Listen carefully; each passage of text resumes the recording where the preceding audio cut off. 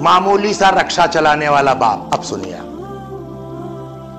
दिन भर मेहनत और मजदूरी करने के बाद, रक्षे का किराया जमा करने के बाद 20 रुपया उसके पास बचा है। अब अपनी साइकिल से घर की तरफ जा रहा है, 18 रुपए का सामान ले लिया उसने, जो बनिए के यहां से दाल चावल ये वो, 2 रुपए जेब में पड़े हैं। जैसे ही नुक्कड़ से निकलने लगा, गली के सामने जो एक ठेले वाला खड़ा था दशहरी आम लगाए हुए, उसने कहा भाई वहां बढ़िया मीठा आम आया यार, नहीं लोगे क्या? यहां तो अपनी औकात पता है ना, जेब में 2 रुपए है। नहीं यार छोड़ो। फिर अचानक साइकिल रुकी। हम न खाएं कोई बात नहीं है, लेकिन घर में जो 2 साल का बच्चा है, ये मेरा जुमला थोड़ी है, कोई समझ ही। जब अली अकबर नहीं समझ सकते तो और औलाद की क्या बात की जाए? क्या बक रहे हो? मैंने कहा क्या हमने गलत कहा कि बेटा काश तुम साहिबे औलाद होते। तो जब तक इस सीने में बाप का दिल नहीं होगा ना, वो कैफियत मां बाप की आदमी समझ ही नहीं सकता। मैं न खाऊं कोई बात नहीं, मेरा बेटा वापस आया, एक छोटा सा दशहरी का आम उठाया 100 ग्राम का। कहले यार कितने का? उसने कहा 2 रुपया। वो 2 रुपया था, दे दिया, ये लो, लेके चला आया। जाहिर सी बात है, गरीब आदमी है तो ना उसके यहाँ वॉश बेसन है, ना टंकी है, ना कुछ। हैंडपंप पर जा करके अपना उसने वो आम धुला। बीवी ने बेचारी ने झोला पकड़ा, गई चाय बनाने लगी। ये इन्होंने पतले पतले काश बनाई और जो 2 साल का बच्चा है उसको गोद में लिया, वो काश मुंह में डाली।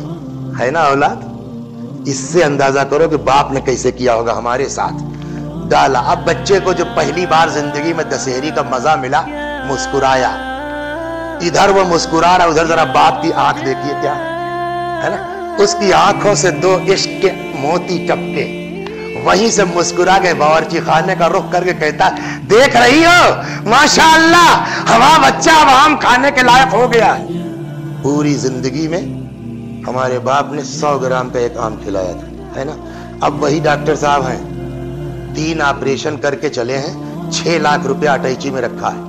लखनऊ से फैजाबाद के लिए जा रहे हैं, रास्ते में बड़े आम के बागात हैं। एक बाग के सामने रुके तो जितने बाग वाले थे, हाँ डॉक्टर साहब हमें लाओ, इस पेटी में कितना है? साहब 35 किलो है साहब, रख दो गाड़ी में। रख दिया। कितना? अरे आपसे कहा नहीं, 1000। तो उनको 1000 का नोट साहब, 2000 की नोट पकड़ा दिए, चले आए।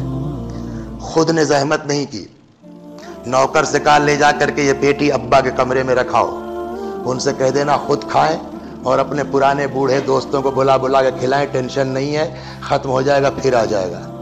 100 ग्राम की जगह 35 किलो की पेटी भेज दी।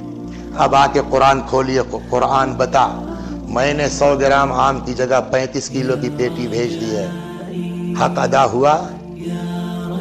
कुरान का जवाब वही है, 35 किलो नहीं 35 कुंटल दे दो, 35 कुंटल नहीं 35 टन दे दो, मगर उस एक काश का जवाब जो 1 ग्राम की भी शायद न रही हो, उसका हक अदा नहीं हो सकता। ये क्यों? कैसी जबरदस्ती है?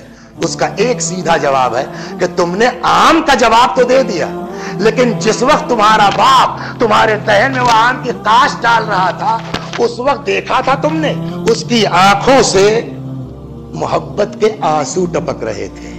क्या तुमने जब 35 किलो की पेटी पलटवाई है, तुम्हारे अंदर भी वही इश्क था, वही मोहब्बत थी?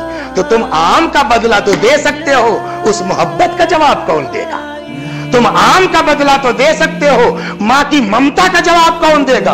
तो अब लड़के का जवाब, हम तो 2 साल के थे साहब, हमको तो याद ही नहीं है कि हमारे बाप ने हमारे साथ क्या किया है, हमको तो याद ही नहीं हमारी मां ने हमारे साथ क्या किया है, हम कैसे पूरा करें? क्या तुम नहीं कर सकते हो?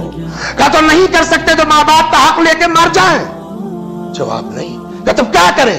क्या तुम नहीं कर सकते हो और तुमको पता भी नहीं है कि तुम्हारे माँ बाप ने तुम्हारे बचपन में तुम्हारे साथ क्या किया। क्या तो क्या करें, हक लेके मर जाएं? करना फिर कुछ तो बता परवरदिगारा। क्या हम बताते हैं? कुछ नहीं करना है तुमको, जितना कर सकते हो उतना करो। वबिल वालिदैन इहसाना, जितना हो सके उतना अच्छा सलूक करो, नरम लहजे में बात करो, उफ न करो, मगर खबरदार ये एहसास न हो कि तुमने हक अदा कर दिया।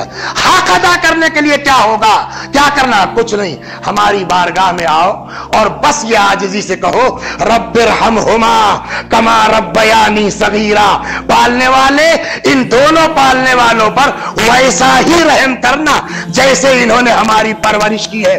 तुम छोटे थे, तुमको याद याद नहीं है, लेकिन हमको याद है कि तुम्हारे बाप ने तुम्हारे साथ क्या किया है। हमसे फरियाद करो, हम तुम्हारी तरफ से हक अदा कर देंगे।